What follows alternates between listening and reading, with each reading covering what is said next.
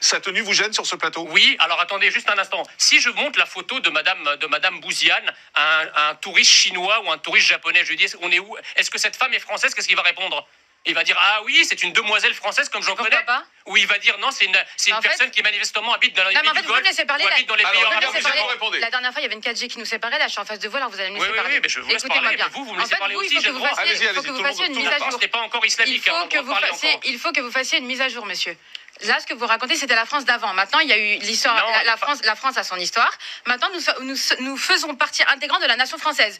Je suis française, mais même si vous me dites non, je serai française. Vous allez faire quoi? J'ai étudié à l'école. J'ai étudié. Alors, Hussam, cet Égyptien qui est né en Égypte, qui n'est donc pas français, veut apprendre et veut dire à des gens qui sont français qu'ils ne sont pas français. Regardez son argumentation, comment elle est éclatée. Premièrement, il prend le fait qu'une apparence, si une personne, on montre à un Chinois ou un Japonais, comme il dit, la sœur en haut, Lilia, est-ce qu'il va dire est-ce que c'est une Française ou pas? Mais en même temps, si ton argument est complètement nul, parce que je peux te prendre énormément de personnes que tu considères comme étant des vrais Français, que si on les montrait, bah, ces personnes-là penseraient parce que, vu qu'ils ont des origines qui sont liées... Attends, je vais prendre tes amis. Prenons Cyril Hanouna, par exemple.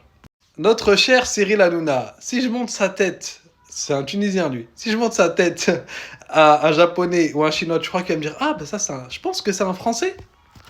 Notre cher Gad Elmaleh, si je montre sa tête à un Chinois, un Égyptien, tu crois que la première réponse qui va lui venir dans sa tête, c'est de dire « Je pense que c'est un Français ». Donc, ton argument complètement éclaté et nul de dire que parce qu'une personne a une apparence qui renvoie de base à des origines ou parce que dans tel pays, telle tenue est plus portée que d'autres, eh ben, alors ce n'est pas une personne qui est française. Ce n'est pas comme ça. C'est pas chacun du jour au lendemain on décide qu'est-ce qui fait qu'une personne elle est française ou pas. Qu'est-ce qui fait qu'une personne elle est française, c'est déjà défini. Cette femme est née en France, elle a la nationalité française, elle a tout d'une personne. Dès lors qu'elle est née en France, elle est française déjà.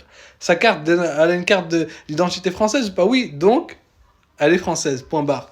Et si tu penses que le voile ne fait pas partie de la France ou je ne sais quoi, bon, toi, t'es pas un Français, donc je vais pas te dire que je vais t'apprendre ta culture, je vais t'apprendre notre culture, parce que nous, on est des Français.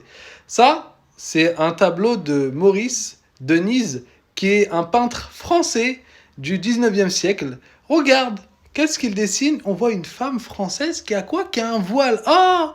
Du coup, c'était en France. Bref, le fait que Lilia porte un voile et que nos sœurs portent un voile, public dans les lieux dans lesquels elle est, là, la télé, par exemple, est-ce que c'est contraire à la loi française? Non. Donc, tu n'as pas ton mot à dire. Ne viens pas ramener tes idéologies. T'es un Égyptien. T'es pas un Français de base, toi. T'es un Égyptien qui s'appelle Hussam. T'es là, tu t'es inventé un nom de Jean. Tu t'appelles pas Jean, frère. Arrête de t'inventer une vie. Et laisse nos sœurs tranquilles, s'il te plaît. Elles sont françaises et elles ne contredisent pas les lois. Mais mon petit Hussam, qui se croit s'appeler Jean, je vais te montrer une personne qui vraiment, c'est ton image. Tu me rappelles cette personne, regarde bien. C'est exactement comme toi. Pour l'écran, là. Johnny, tu veux où, Johnny? Qu'est-ce qui se passe encore? Bon, d'abord, tu pars sur un autre ton. Ensuite, tu montes. Ta mère a préparé une choucroute. Non, mais ça va pas, je suis un musulman. Moi, je vais pas casser mon jeûne avec du porc. Je te préviens, Johnny. Si tu montes pas tout de suite, je mets ton lit sur le palier et je te fais bouffer tes chicots. Ça va. Oh, je te jure, c'est français, là. Aucun respect.